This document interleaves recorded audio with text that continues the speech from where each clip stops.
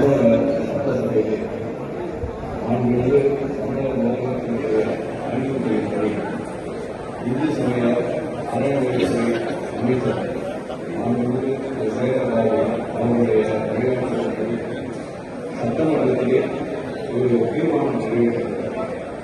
அந்த தீர்மானத்தின் அடிப்படையில் கடந்த 2022ஆம் வருடம் இந்த 23, 24 இந்த 5 வருட காலமாக ஸ்ரீரங்கத்திலிருந்து பெரிய பெருமாளுடைய வஸ்திர வருமானம் இங்கே ஸ்ரீ ராகவேந்திரனுக்கு அர்ப்பணிக்கப்படுகிறது.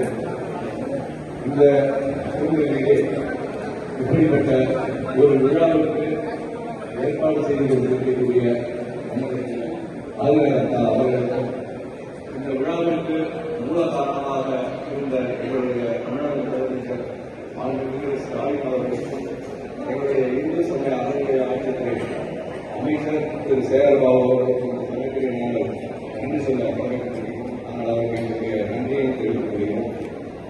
இந்த கஷேத்திரத்திற்கு இந்த 3 வருடமாக இந்த வஸ்திர பகுமானம் அளிக்கப்படுகிறது. இந்த வஸ்திர பகுமானம் பெருமானுடைய நிகழால் ஆச்சாரியர்களுடைய அனுகிரகத்தாலும் தொடர்ந்து பல